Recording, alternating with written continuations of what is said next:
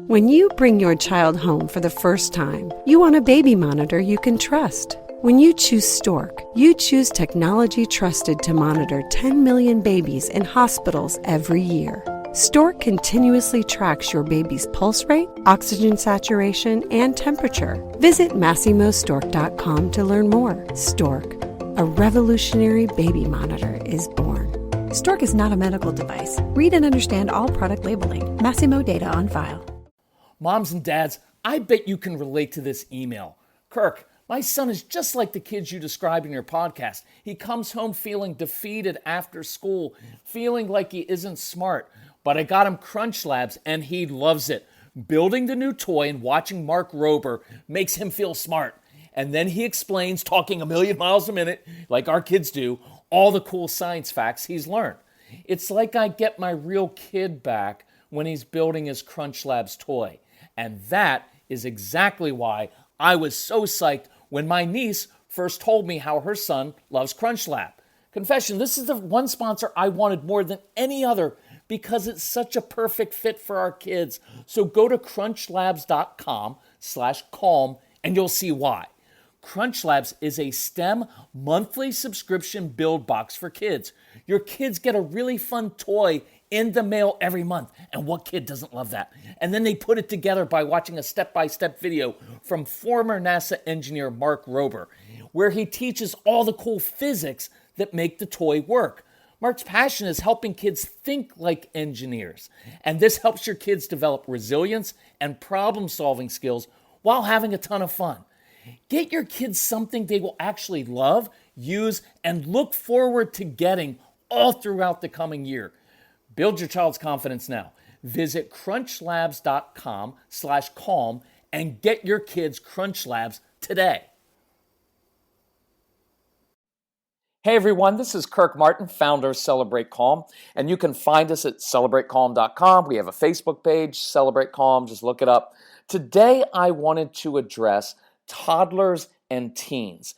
And by the way, if you have an elementary school or middle school age child, don't tune out because it's all relevant. But the reason I'm doing this is because I hear from a lot of parents who are like, they'll see us speaking in a high school and think, oh, you only do stuff for older kids. Your stuff won't help with a toddler because toddlers can't understand complex language. And then they'll see us speaking at a preschool, training preschool teachers and say, oh, your stuff's for little kids. It won't apply to older kids. But the truth is, everything that we teach applies to both, right? The tone of voice, the body posture, the confidence that you convey will make a difference whether your child is 4 or 14. Now, we do have different specialized products, right? We have a CD program for kids ages 2 to 7 because obviously there are certain issues like potty training that you're dealing with toddlers that you're hopefully not dealing with teenagers. And with teenagers, we have a program for motivating unmotivated kids, right? So that's a little bit skews a little bit older. And then we have other products like the Defiance and Disrespect or Discipline That Works, Strong-Willed Child, ADHD, University, that apply for kids of all ages, right? But the truth is this, even though toddlers can't understand complex language, they are actually super sensitive to your tone and your body posture. They can tell in the morning what kind of mood you are in before you even know, because they pick up on subtle changes in your tone of voice. They can tell in your body posture. They can tell when you're getting short with them. Look, put your shoes on. Look, get that out of your mouth. Stop it right now. Put that down. Right? They can pick up on that. And it will create resistance from a 4-year-old, just like talking too much to a teenager or standing with your hands on your hips, faced off against your teenage daughter, or like I used to do, shaking my head silently so my son saw that I was disapproving of his behavior, which he took as very demeaning and set him off. Or we use that same kind of tone with our teenagers, where we often get actually snotty tones with them at times. And the truth is sometimes it's better not to talk too much, whether it's a toddler or a teenager. Look, it's more about your attitude. It's more about your confidence. And your kids can pick up on that. So look, I'm going to go through a couple examples here that I think you'll find interesting. Let's say kids throwing a tantrum because they're not getting what they want. Now, it looks different because the toddler may throw himself on the floor and wail all over the place, and your teenager may just be a relentless arguer because you're not letting him go where he wants to go, but they're still throwing a tantrum. They're still whining. And so the strategy and the response to that is still basically the same. When the toddler starts throwing his tantrum, I'm going to sit down and cross my legs, and I'm looking at him, and I may talk to him, even though he doesn't really understand, but here's what I'm communicating. You know what? You can throw your tantrum. It's just not going to work with me. Like, that's never going to work. Your behavior does not determine or change my behavior. Your mood does not determine or change my mood, right? Like, have your tantrum if you want. I just want to let you know it's never going to work, right? And that I send that message not through my words so much, but just through my attitude and my tone. And it's the same way when Casey was a teenager and he'd come to me, or rather come at me with that tone, and you know what that tone is. If you respond in kind, you know what, young man, you're not going to talk to me like that. They're just going to say, just did, because that's what my son said to me once. So, but look, my response to my son then is the same thing, but it's a little bit more complex language, but I'm still not going to react and I say, hey, Case, listen, I'm curious because every time I hear that tone in your voice, it tells me you're anxious, you're frustrated, or you're hungry. Listen, do me a favor, grab some chips.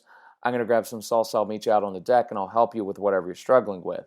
But see, my tone of voice is the same whether he's 4 or 14. My attitude is still the same. What you're saying to me, you're whining, you're badgering me, you're arguing with me, is just never going to work. I'm not going to get in the courtroom with you. I'm not going to argue with you. I'm not going to try to explain myself. I'm not going to try to convince you that I'm right, because we do this. Look, we do the same thing with a 4-year-old.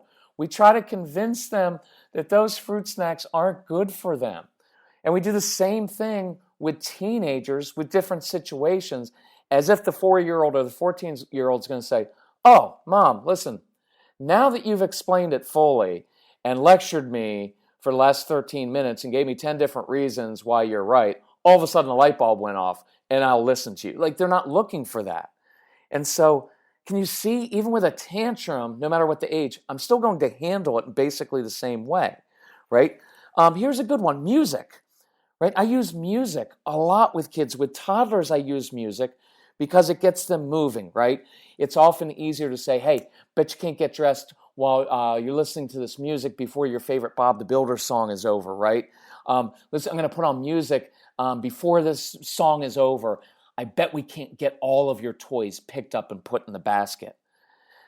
With a teenager, I'm using music in a couple ways. One, during homework time, because many of your kids have very, very busy brains, and the rhythm of the music actually creates order in the brain, stimulates the brain, and actually helps them concentrate.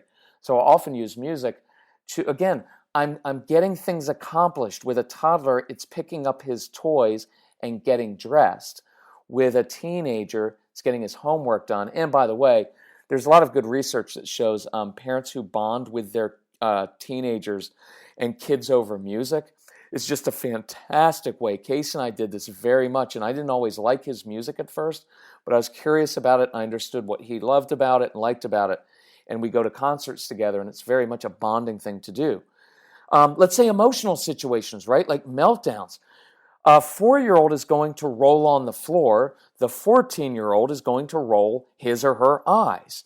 And again, your response is still the same. It's controlling your body posture and tone.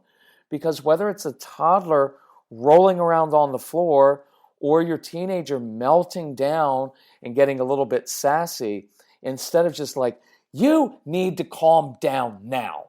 Because we say the same thing. It's just we don't send a teenager to time out. We send them to their bedroom, or we take away their stuff. The toddler, we sit in time out. Look, the same thing is I'm going to lead them to a calm place, right? So with toddlers, my leading is going to be more overt and more physical. I'm going to lead them to a calm place when they're getting upset and do another activity and draw them in. With teenagers, I'll use words a little bit more, but I'm still not talking a lot because when teenagers and look, look, a lot of this even applies to your kids in elementary school, so you don't dismiss that. Um, they still, you can't talk to them too much because it just tends to get them more upset, right? So they're still looking for stability, and I'm still sending the same message, right? So when my toddler is rolling around on the floor and I go and I pick up a crayon or something to draw with and I start to draw and I say, hey, Rebecca, listen, when you're ready, I could really use some help coloring this Dora the Explorer. I'm drawing her in and I'm leading her to calm by coloring. But I guarantee you, if you've got a teenager, especially a teenage girl, but teenage boys as well, in the middle of one of those heated arguments, I mean, picture this with a mom and her daughter. In the middle of a heated argument, imagine mom, instead of continuing to engage and proving her point, wanting to get the last word in because you don't want your teenage daughter to get the last word in, instead of you rolling your eyes at each other, I guarantee if mom were to sit down and just start drawing and coloring and just said, hey, honey, listen, I'm not in the mood to argue. This isn't going to go anywhere good. But if you want to color with me, I'll be glad to talk to you like this as adults. You're still using coloring, but you're doing it in a slightly different way, but it's still basically the same process. And the message you're sending is, your world is out of control right now, 4-year-old or teenager. My world isn't out of control. I have wisdom to help you, and I can lead you to a calm place, right?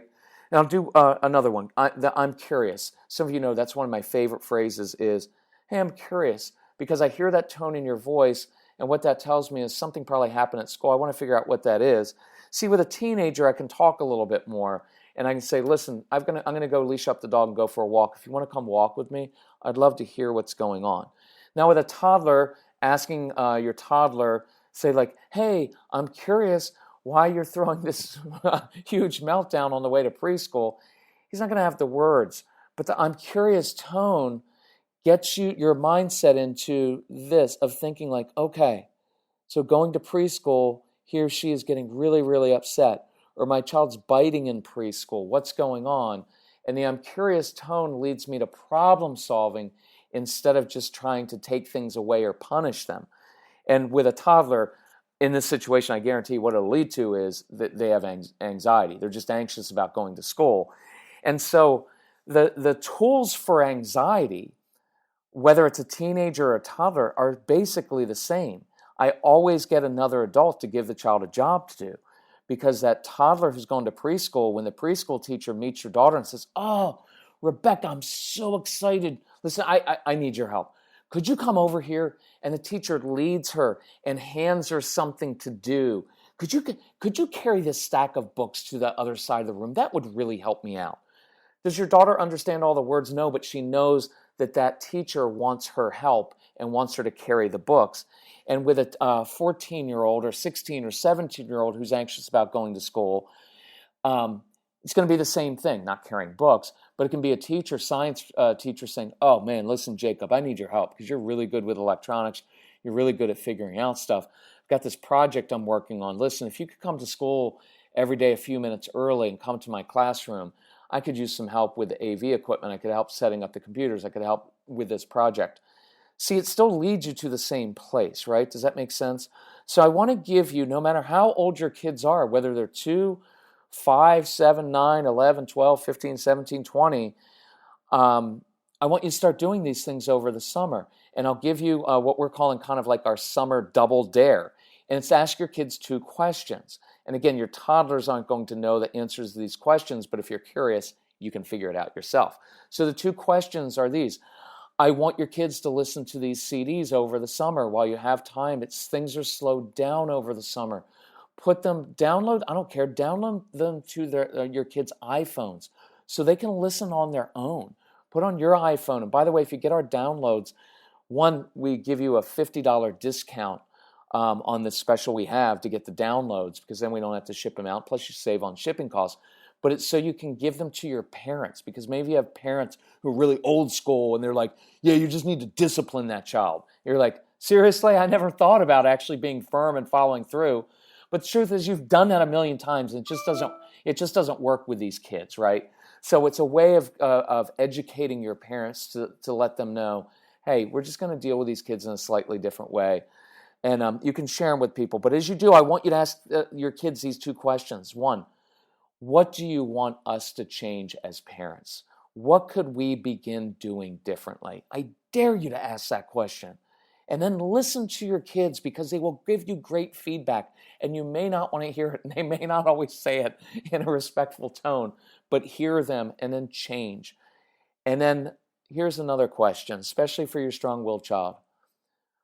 Ask them this: what have we been misunderstanding about you? What don't we understand about you?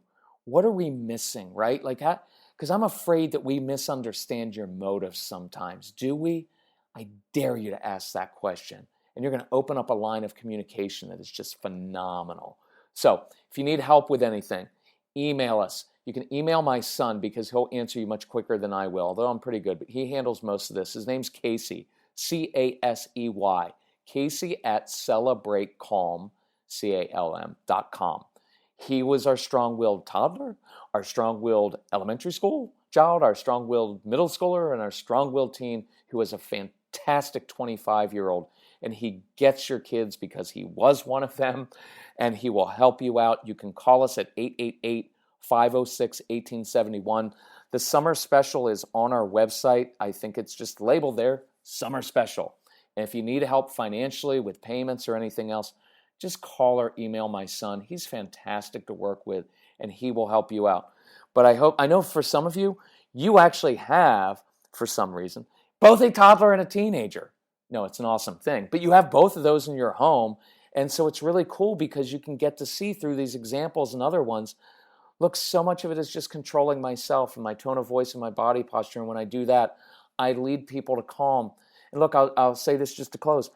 I do this every day in my normal life when I'm dealing with irate 50-year-olds or people out in public or someone else who's 40 and 50 and 70. I still change their behavior, not by changing them, but by changing my own. It's a really cool thing. So anyway, thank you all for listening. If you need anything, just let us know, and enjoy your summertime. Bye-bye.